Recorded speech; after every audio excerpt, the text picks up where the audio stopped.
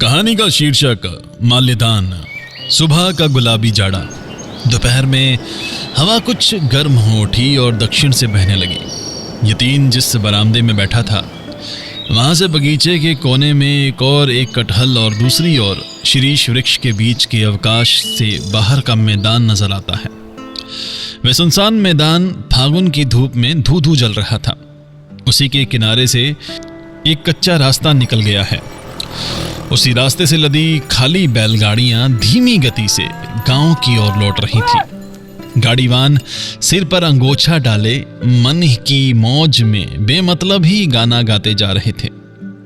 ठीक इसी समय पीछे से एक नारी का साहस्य कंठ स्वर सुनाई पड़ा। क्यों यतीन, पूर्व जन्म की किसी की बात तो नहीं सोच रहे हो? यतीन बोला। क्यों री पटल, क्या मैं ऐसा ही अभागा हूं कि कुछ सोचे के लिए पूर्व जन्म को लेकर घसीटना पड़ेगा? आत्मीय स्वजनों में पटल नाम से परिचित वह लड़की बोल उठी। ज्यादा झूठी तारीफ ना करो। तुम्हारे इस जन्म की तो सारी खबर मैं रखती हूं महाशय। छी छी, इतनी उम्र हो गई फिर भी एक साधारण सी बहू घर में ना ला सके।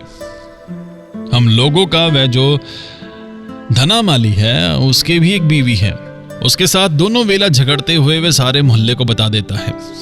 उसके भी एक अदद बीवी है और तुम मैदान की ओर ताकते हुए ऐसा भाव दिखा रहे हो जैसा किसी चंद्रमुखी का ध्यान कर बैठे हो। तुम्हारी ये सब चालाकी क्या मैं नहीं समझती? ये केवल लोगों को दिखाने का ढोंग भर है। देखो यतीन, जाने पहचाने ब्राह्मण को जनेऊ की जरूरत नहीं पड़ती।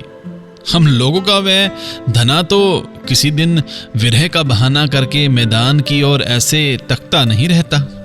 लंबी जुदाई के दिनों में भी पेड़ तले खुरपी हाथ में ले उसे दिन बिताते देखा है, लेकिन उसकी आंखों में तो कभी वैसी खुमारी नहीं देखी।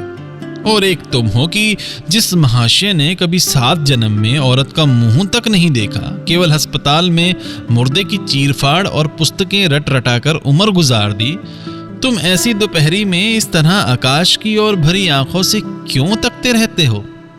नहीं, ये सब फिजूल की चालाकी मुझे अच्छी नहीं लगती। मेरी देह में आग लग जाती है। यतीन हाथ जोड़कर बोला। बस बस रहने दो, मुझे अधिक शर्मिंदा ना करो। तुम लोगों का धना ही धन्य है। उसी के आदर्श पर मैं चलने की चेष्टा करूंगा। और अब कुछ ना बोलो। कल सवेरे उठते ही जिस लकड़ी बीनने वाली लड़की का मुंह देखूंगा उसी के गले में माला डाल दूंगा। तुम्हारा यह धिक्कार मुझसे अब सहा नहीं जाता। पटल, तो बात तय रही ना? यतीन, हाँ रही। पटल, तो चलो। यतीन, कहां चलूं? पटल, चलो तो सही। यतीन, नहीं नहीं, जरूर कोई शरारत सूझी है तुम्हें। मैं यहां से इस वक्त हिलने का नहीं। पटल, अच्छा तब यहीं बैठे रहो। कहकर वे तेजी से चली गई। अब इनका परिचय किया जाए। यतीन और पटल की उम्र में बस एक ही दिन का अंतर है। पटल यतीन से एक दिन बड़ी है, लेकिन यतीन उसके प्रति किसी प्रकार का सामाजिक सम्मान दिखाने को राजी नहीं है। दोनों चचेरे भाई बहन हैं, बचपन से एक साथ खेलते आए हैं। उसे दीदी कहकर नहीं पुकारता। इस बात पर पटल ने यतीन के नाम से बचपन में पिता चाचा से कई बार शिकायतें की, लेकिन किसी भी शासन विधि द्वारा कोई फल नहीं हुआ। एकमात्र छोटे भाई के लिए भी उसका पटल नाम छूटा नहीं। पटल अच्छी खासी मोटी ताजी गोल मटोल और हंसमुख लड़की है, विनोद रस से परिपूर्ण। उसके कौतुक और हास्य का दमन कर सके समाज में ऐसी कोई शक्ति नहीं। अपनी सास के सामने भी वह किसी दिन गंभीर बनी ना रह सकी। पहले इस बात को लेकर बड़ी हाय तौबा मची, लेकिन अंत में सभी को हार मानकर कहना पड़ा उसके यही ढंग है। इसके बाद तो ऐसा हुआ कि पटल की बेधड़क प्रफुल्लता के आघात से गुरुजनों का गांभीर्य भी धूलिसात हो गया। पटल अपने आसपास कहीं किसी के भी मन पर भार, चेहरे पर उदासी या दुश्चिंता नहीं सह पाती। ढेरों गपशप, हंसी और मजाक से उसके चारों ओर की अबो हवा जैसे किसी विद्युत शक्ति से बोझिल हुई रहती। पटल के पति हरकुमार बाबू डिप्टी मजिस्ट्रेट थे। वह कलकत्ते से बदली होकर बिहार अंचल आए थे। आबकारी के मामले में उन्हें अक्सर ही दौरे पर देहात का चक्कर लगाना होगा।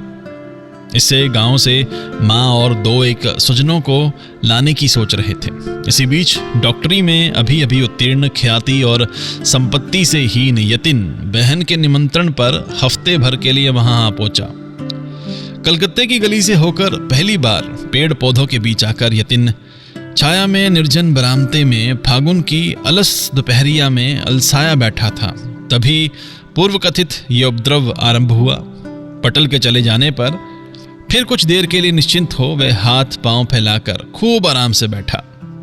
लकड़ी बीनने वाली लड़की के प्रसंग से बचपन में सुनी काल्पनिक कहानियों के गली कूचे में उसका मन चक्कर काटने लगा। इसी समय पटल की हारू मिश्रित कंठ काकली से वह चौंक पड़ा। पटल ने किसी एक लड़की का हाथ पकड़े वेग से खींचते हुए यतिन के सामने ला खड़ा किया। कहा, ओ बिन्नी। लड़की बोली, क्या है दीदी? पटल ने कहा, मेरा ये भाई कैसा है, देख तो भला।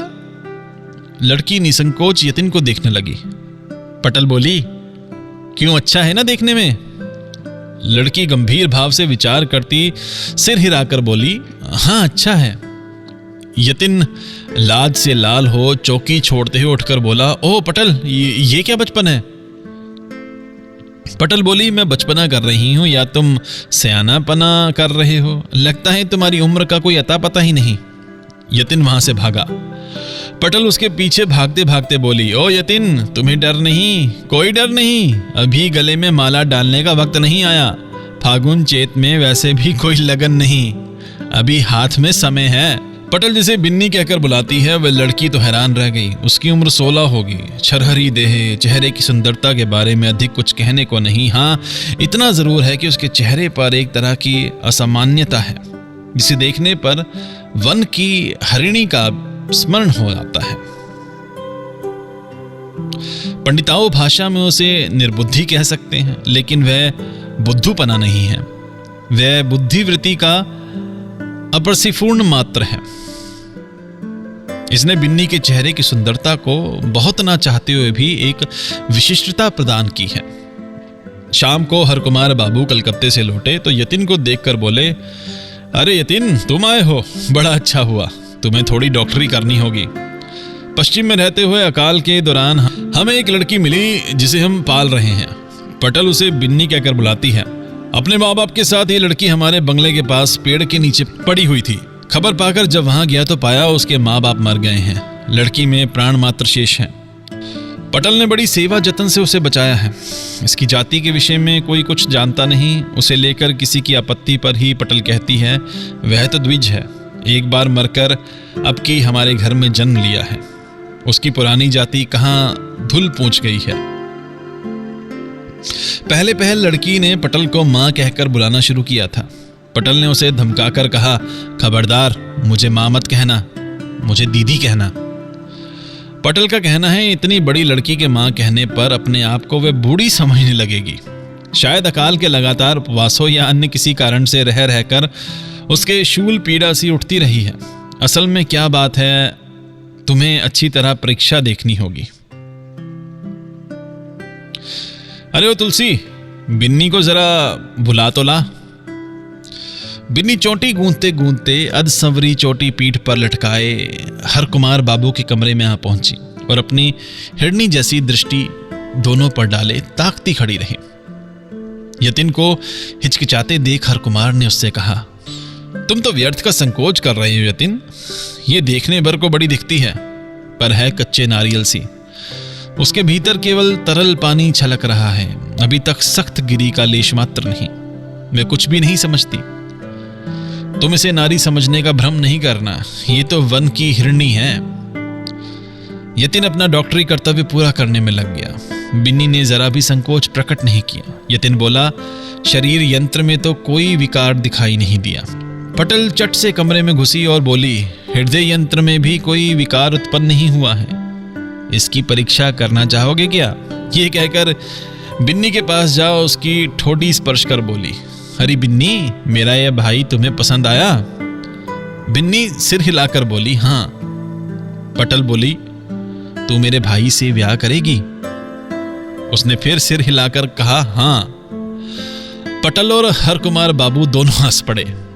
बिन्नी मजाक के मर्म को समझ ना पाई और उनकी नकल उतारती हुई अपने मुख को हंसी से भरकर ताकती रही। यतिन शर्म से लाल हो गया, हड़बड़ाकर बोला, ओह पटल, तुम बड़ी ज्यादती कर रही हो, ये बड़ा अन्याय है। हरकुमार बाबू, आप भी पटल को बहुत अधिक बढ़ावा देते रहते हैं। हरकुमार बोले, नहीं तो मैं उसके पास के प्रेशर की प्रत्याशा कैसे कर सकता हूँ। बात यह है यतिन की बिन्नी को तुम जानते नहीं, इसलिए इतने हैरान हो रहे हो। मालूम होता है तुम लज्जा करके बिन्नी को भी लज्जा करना सिखाओगे। उसे ज्ञान वृक्ष का फल मत चखाना। हम सब उसके बहाने मजाक कर रहे हैं। तुम यदि बीच में ही गांभीर्य दिखाओगे तो ये उसके लिए एक असंगत सी बात होगी। पटल बोली, इसीलिए तो यतिन के साथ मेरी कभी पटी नहीं। बचपन से तो बस झगड़ा ही होता रहा है। वैसे ये है बड़ा गंभीर। हरकुमार ने कहा, फिर झूठ, तुम्हारे साथ झगड़ने में कोई मजा नहीं, मैं कोशिश भी नहीं करती। हरकुमार ने कहा, मैं शुरू में ही हार जो मान लेता हूं। पटल बोली, बड़ी बहादुरी दिखाते हो। शुरू में हार ना मानकर अंत में हार मानते तो मैं कितनी खुश होती। रात में सोने के कमरे के दरवाजे खिड़की खोलकर यतिन बहुत बातें सोचता रहा। जिस लड़की ने अपने माँ बाप को भूख से मरते देखा है, उसके जीवन पर कितनी भयानक छाया पड़ी होगी। इस निदारुण घटना से वे कितनी सयानी हो उठी है। उसे लेकर भला मजाक करना चाहिए। विधाता ने दया कर उसकी बुद्धिवृत्ति पर एक आवरण डाल दिया है। यदि ये आवरण हट जाए तब अदृष्ट की रुद्र लीला का कैसा भयंकर चिन्ह प्रकट हो पड़ेगा। आज मध्या में पेड़ों के अंतराल से यतिन जब फागुन के आकाश को देख रहा था, दूर से ही कटहल फूल की सुगंध ने मृदुतर हो उसकी घ्राण शक्ति को अविष्ट कर रखा था। तब उसके मन में माधुर्य की कोहेलिका में सारे जन्नत को आच्छन्न देखा था। इस बुद्धिहीन बालिका ने अपनी हिरनी की सी आंखों द्वारा उस सुनहली कोहेलिका को छिन्न भिन्न कर डाला है। फागुन के इस कूजन गुंजन मरमर के पीछे जो संसार क्षुधा तृष्ण से आतुर दुख की कठिन देह लेकर विराट मित्र धारण किए खड़ा है, आज यवनिका के ऊपर उठते ही शिल्प माधुर्य के अंतराल से स्पष्ट दिखाई दिया। दूसरे दिन शाम के समय बिन्नी के वहीं दर्द उठा। पटल ने जल्दी से यतिन को बुलवा भेजा। यतिन ने आकर देखा, कष्ट से बिन्नी के हाथ पांव ऐंठ रहे थे, देह निस्पंद थी। यतिन ने दवा मंगवाने के लिए आदमी भेज बोतल में गर्म पानी लाने का आदेश दिया। पटल बोली, बड़े भारी डॉक्टर बने हैं, पैरों में जरा गर्म तेल की मालिश क्यों नहीं कर देते? देख नहीं रहे तलवे बर्फ जैसे सर्द हो गए हैं। यतिन रोगिणी के पैरों के तलवों में जोर से गर्म तेल की मालिश करने लगा। चिकित्सा के चलते रात काफी हो गई। हरकुमार कलकत्ते से लौटकर लगातार बिन्नी के बारे में पूछते रहे। यतिन ने समझा शाम के समय काम से लौटकर पटल की अनुपस्थिति में हरकुमार बाबू का काम नहीं चल रहा है। बार बार बिन्नी की खबर लेने का अर्थ यही है। यतिन बोला, हरकुमार बाबू परेशान हैं, पटल तुम जाओ।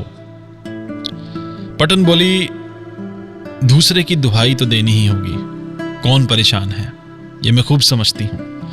मेरे जाने से ही अब तुम्हें मुक्ति मिलेगी। ऐसे तो बात बात में मारे इलाज के चेहरा लाल हो जाता है। तुम्हारे पेट में इतनी बातें छिपी हैं, इसे भला कौन समझेगा? यतिन ने कहा, अच्छा दुहाई तुम्हारी, तुम यहीं पड़ी रहो, मुझे बचाओ। तुम्हारा मुंह बंद रहने से ही मेरी जान बची रहेगी। मैंने गलत समझा था। हरकुमार बाबू शायद शांति से ही हैं। ऐसा सुयोग उन्हें हमेशा नहीं मिलता। बिन्नी को तनिक आराम मिला। उसकी आंखें खोलने पर पटल बोली, तेरी आंखें खुलवाने के लिए तेरे दूल्हे ने आज बड़ी देर तक तेरे पांव पड़कर मिन्नतें की। क्या इसलिए आज तूने इतनी देर की? छी छी, अब उठ और उनके चरणों की धूली ले। बिन्नी ने कर्तव्य बोझ से उसी समय गंभीर श्रद्धा भाव के साथ यतिन के चरणों की धूली ली। यतिन तेज कदमों से कमरे से बाहर चला गया। उसके दूसरे ही दिन से यतिन पर भली भांति हमला शुरू हुआ। यतिन खाने बैठता तो बिन्नी आ जाती और मुस्कुराते चेहरे से पंखा झलते हुए मक्खी उड़ाने लग जाती। यतिन घबराकर बोल उठता, रहने दो, जरूरत नहीं। बिन्नी इस निषेध से विस्मित हो मुख फेर कर पीछे के कमरे की ओर एक बार ताकती और उसके बाद फिर से पंखा डुलाने लगती। यतिन अंतराल वर्तिनी को लक्ष्य कर बोल उठता, पटल, तुम यदि इस प्रकार परेशान करोगी तो मैं खाऊंगा नहीं। ये लो, मैं उठ चला। ये कहकर उठने का उपक्रम करते ही बिन्नी ने पंखा फेंक दिया। यतिन ने बालिका के नादान भोले चेहरे पर तीव्र वेदना की रेखा देखी। उसी क्षण अनुतप्त हो वह दोबारा बैठ गया। बिन्नी कुछ समझती नहीं, वह शर्माती नहीं, वेदना का अनुभव नहीं करती, ये बात यतिन भी विश्वास करने लगा था। लेकिन उसके क्षण भर में पाया कि सब नियमों के ही व्यतिक्रम हैं, और ये व्यतिक्रम कब सहसा घटित हो जाता है ये पहले से कोई नहीं बता सकता। बिन्नी पंखा फेंककर चली गई। दूसरे दिन सवेरे यतिन बरामदे में बैठा था। पेड़ पौधों से कोयल की कूक ने सारी धूम मचा रखी थी। आम के बोर के गंध से हवा भाराक्रांत है। इतने में देखा बिन्नी चाय का प्याला हाथ में लिए आने में जैसे कुछ हिचकिचा सी रही हो। उसकी हिरनी जैसी आंखों में एक सकरूण भय समाया है।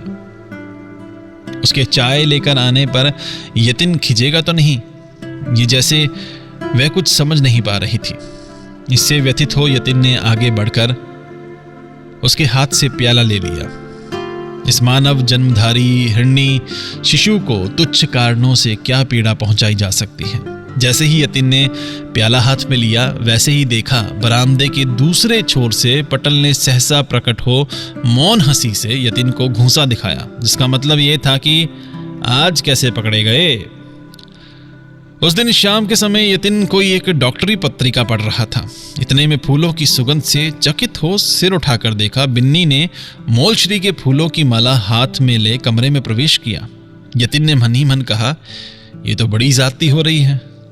पटल के इस निष्ठुर मनोरंजन को और अधिक बढ़ावा देना उचित नहीं होगा।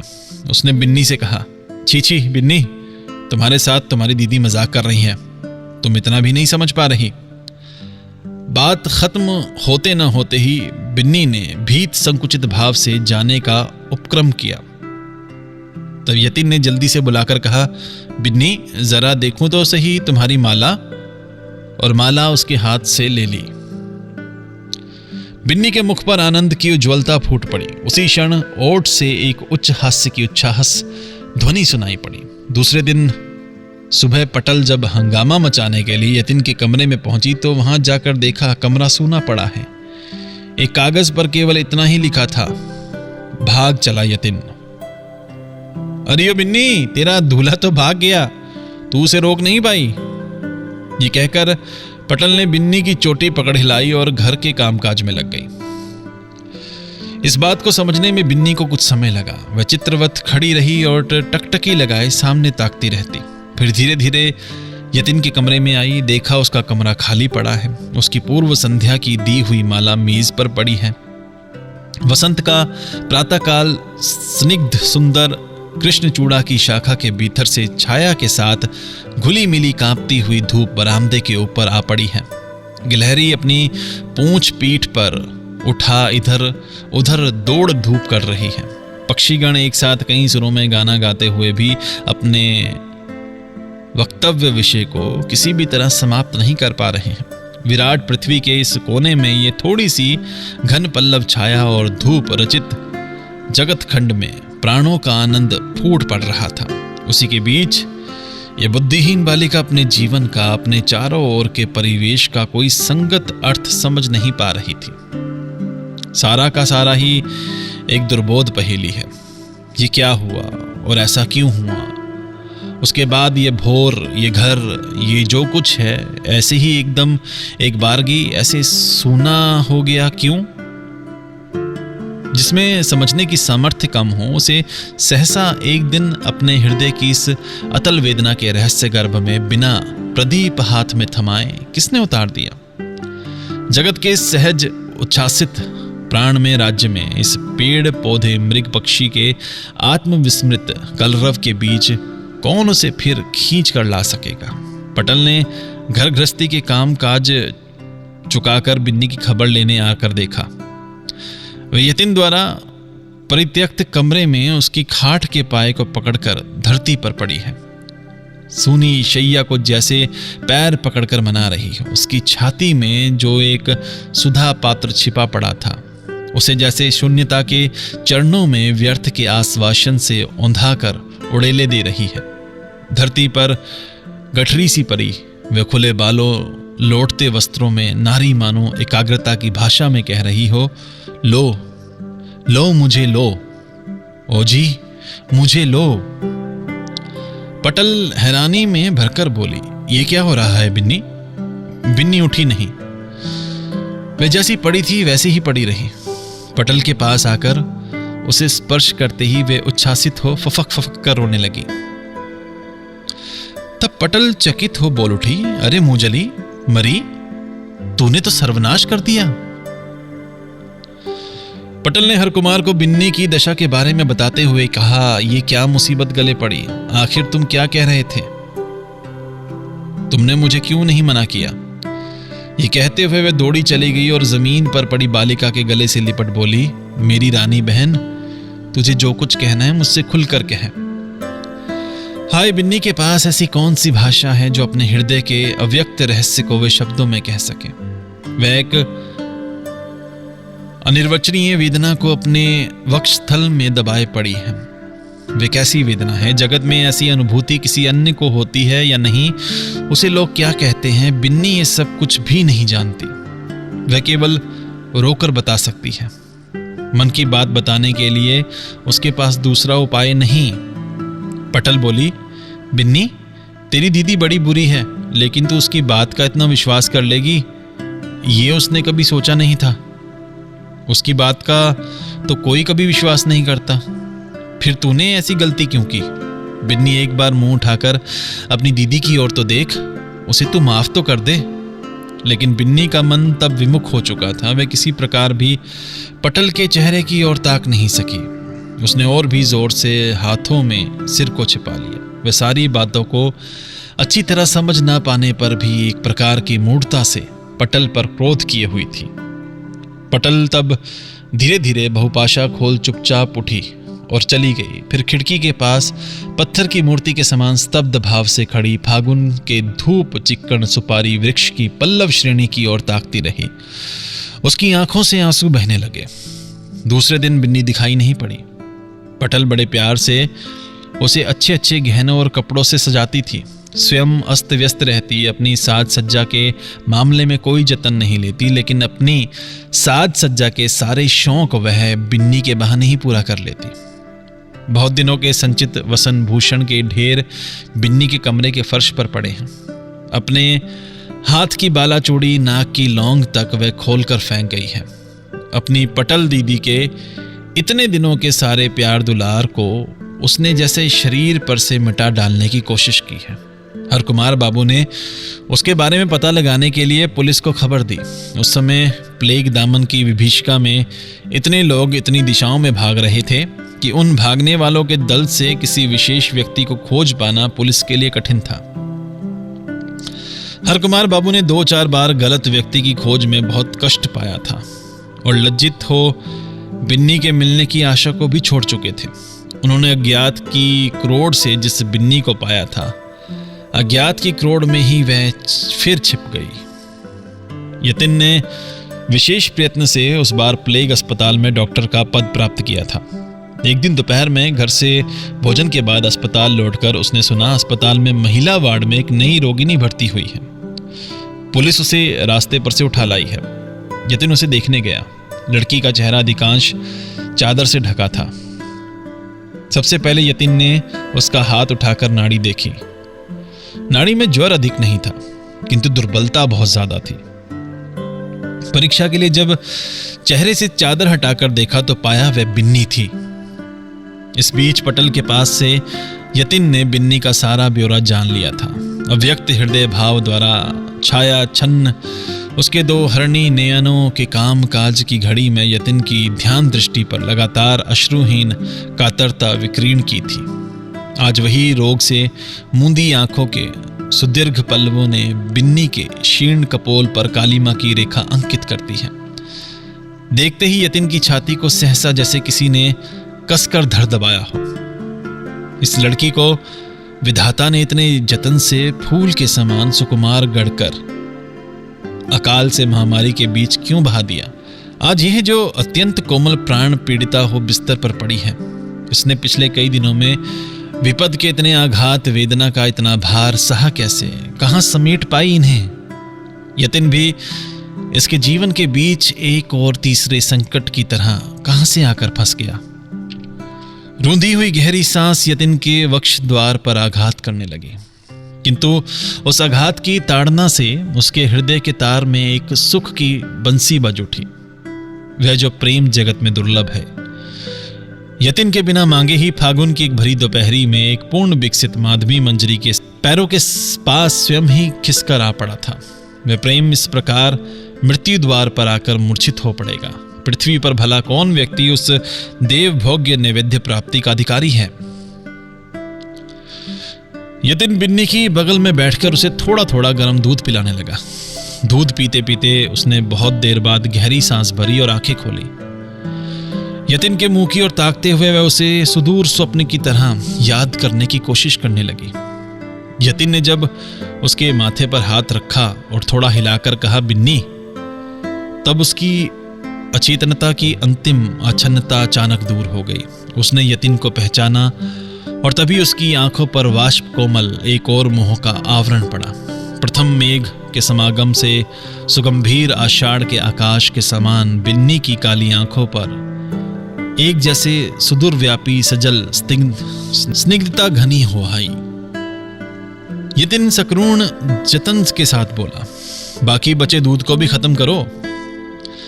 बिन्नी थोड़ा उठ बैठी और प्याले पर से यतिन के चेहरे की ओर अपलक देखते हुए उस बाकी दूध को धीरे धीरे पी गई। अस्पताल में डॉक्टर के एक ही रोगी के पास देर तक बैठे रहने से काम नहीं चला और यह देखने में भी अच्छा नहीं लगता। अन्य स्थानों के कर्तव्य को पूरा करने के लिए यतिन जब उठा तब भय और निराश्य से बिन्नी की आंखें व्याकुल उठी। यतिन ने उसका हाथ पकड़कर आश्वासन भरे शब्दों में कहा, मैं फिर जल्दी ही आऊंगा बिन्नी, तुम्हें कोई भय नहीं। यतिन ने अधिकारियों को बताया कि इस नई लाई गई रोगिणी को प्लेग नहीं हुआ है, वह भूख से कमजोर हो गई है। यहाँ प्लेग के दूसरे रोगियों के साथ रहना उसके लिए खतरनाक हो सकता है। बड़ी कोशिशों से यतिन ने बिन्नी को अन्यत्र ले जाने की अनुमति प्राप्त की और उसे अपने ही घर ले आया। पटल को सारी बातें बताते हुए पत्र भी लिख दिया। उस दिन शाम के समय रोगी और चिकित्सक के अलावा कमरे में दूसरा कोई नहीं था। सिरहाने रंगीन कागज के आवरण में घिरी एक मिट्टी के तेल की बाती छायाछंद मृदु प्रकाश विकीर्ण कर रही थी। ब्रैकेट के ऊपर एक घड़ी निस्तब्ध कमरे में टिक टिक करती पेंडुलम हिला रही थी। यतिन ने बिन्नी के माथे पर हाथ रखकर पूछा, अब तुम्हारी तबीयत कैसी है बिन्नी? बिन्नी ने उसका कोई उत्तर न दे यतिन के हाथ को माथे पर ही दबा रखा। यतिन ने फिर पूछा, तबीयत अच्छी लग रही है? बिन्नी ने आंखों को तनिक बंद कर कहा, हाँ। यतिन ने पूछा, तुम्हारे गले में ये क्या है बिन्नी? बिन्नी ने जल्दी से कपड़ा खींचकर उसे ढकने की चेष्टा की। यतिन ने देखा वह एक सूखी मोलछरी की माला थी। उसे यह भी स्मरण हो आया कि वह माला कौन सी है। यतिन घड़ी के टिक टिक शब्द के बीच चुपचाप बैठा हुआ कुछ सोचने लगा। बिन्नी की यह पहली बार छिपाने की कोशिश, अपने हृदय के भाव को गोपन करने का उसका यह प्रथम प्रयास। बिन्नी हरिण शिशु थी। वह कब हृदय भारातूर युवती नारी हो उठी, किस धूप के प्रकाश, किस धूप के उताप से उसकी बुद्धि का ऊपर का सारा कोहरा छट गया और उसकी लज्जा, उसकी शंका, उसकी वेदना ऐसी एकस्मात प्रकट हो पड़ी। रात के 2-2:30 बजे यतिन चौकी पर बैठा बैठा ही सो गया था। अचानक दरवाजा खुलने की आवाज से वह चौंक उठा। उसने देखा पटल और हरकुमार बाबू एक बड़ा सा बैग हाथ में लिए हुए कमरे में प्रवेश किया। हरकुमार बोले, तुम्हारी चिट्ठी पाकर कल सुबह आने की सोचकर बिस्तर पर लेटा। आधी रात में पटल बोली, सुनो, कल सवेरे जाने पर बिन्नी को देख नहीं पाऊंगी, मुझे अभी जाना होगा। मैं पटल को किसी भी तरह समझा बुझाकर रोक ना पाया। उसी समय किराए की गाड़ी लेकर चल पड़ा। पटल हरकुमार से बोली, चलो तुम यतिन के बिस्तर पर सो जाओ। हरकुमार थोड़ी सी आपत्ति जताते हुए यतिन के कमरे में जाकर लेट गए। उन्हें नींद आने में भी देरी नहीं हुई। पटल लौट आई और यतिन को कमरे के कोने में ले जाकर पूछा, कोई उम्मीद है? यतिन बिन्नी के पास गया, उसकी नाड़ी देखी और सिर हिलाकर इशारे से बताया, कोई आशा नहीं है। पटल बिन्नी के सामने अपने को प्रकट नहीं करना चाहती थी। तभी यतिन को आड़ में ले जाकर बोली, यतिन सच कहना, क्या तुम बिन्नी को नहीं चाहते? यतिन ने पटल को कोई उत्तर नहीं दिया और बिन्नी के बिस्तर के पास आ बैठा। उसने उसका हाथ दबाकर हिलाते हुए कहा, बिन्नी बिन्नी। बिन्नी ने आंखें खोली और चेहरे पर एक शांत मधुर मुस्कान का आभार मात्र लाकर बोली, क्या बात है दादा बाबू? यतिन बोला, बिन्नी तुम अपनी ये माला मेरे गले में पहना दो। बिन्नी अपलक अबूझ आंखों से यतिन के चेहरे की ओर ताकती रही। यतिन बोला, अपनी ये माला मुझे नहीं दोगी? यतिन के इस दुलार का प्रश्रय पा बिन्नी के मन में पूर्वकृत अनादर का जरा सा मान जाग उठा। वह बोली, उससे क्या होगा दादा बाबू? यतीत दोनों हाथों में उसे हाथ लेकर बोला, मैं तुम्हें प्यार करता हूं बिन्नी। यह सुनकर क्षण भर के लिए बिन्नी स्तब्ध हो रही। उसके बाद उसकी दोनों आंखों से अविरल आंसू बहने लगे। यतिन बिस्तर के पास ही घुटने मोड़कर बैठ गया और बिन्नी के हाथ के पास सिर झुकाकर रखा। बिन्नी ने गले से माला उतारकर यतिन के गले में पहना दी। तभी पटल ने उसके पास आकर पुकारा, बिन्नी। बिन्नी ने अपने क्षीण मुख को उज्ज्वल कर कहा, क्या दीदी? पटल उसके पास आकर उसका हाथ पकड़कर बोली, अब तो तुम मुझसे नाराज नहीं बहन? बिन्नी स्निग्ध कोमल दृष्टि से बोली, नहीं दीदी। पटल बोली, यतिन तुम थोड़ी देर के लिए उस कमरे में जाओ। यतिन के पास वाले कमरे में जाने पर पटल ने बैग खोलकर बिन्नी के सारे गहने कपड़े उसमें से बाहर निकाले। रोगिणी को अधिक ना हिला डुला एक लाल बनारसी साड़ी बड़ी सावधानी से उसके मलिन वस्त्र पर लपेट दी। फिर एक एक चूड़ी पहना, दोनों हाथों में 2 बालाएं पहना दी। इसके बाद बुलाया, यतिन। यतिन के आते ही उसे बिस्तर पर बिठाकर पटल ने उसके हाथ में बिन्नी का एक सोने का हार पकड़ाया। यतिन ने उस हार को धीरे धीरे बिन्नी का सिर ऊपर उठाकर पहना दिया। प्रभात में भोर का प्रकाश जब बिन्नी के मुख पर आ पड़ा, तब वह प्रकाश वह देख न सकी। उसकी अम्लान मुख कांति देखकर लगा वह मरी नहीं है, जैसे एक अतल स्पर्श सुख स्वप्न में निमग्न हो गई है। जब मृतदेह ले जाने का समय हुआ, तब पटल बिन्नी के सीने पर गिरी रोती रोती बोली, बहन तेरा भाग्य अच्छा है, जीवन से तेरा मरण सुखकर है। यतिन बिन्नी की उस शांत स्निग्ध मृत्यु छवि की ओर ताकते हुए सोचने लगा, जिनका धन था उन्होंने ही रख लिया और साथ ही मुझे भी वंचित नहीं किया।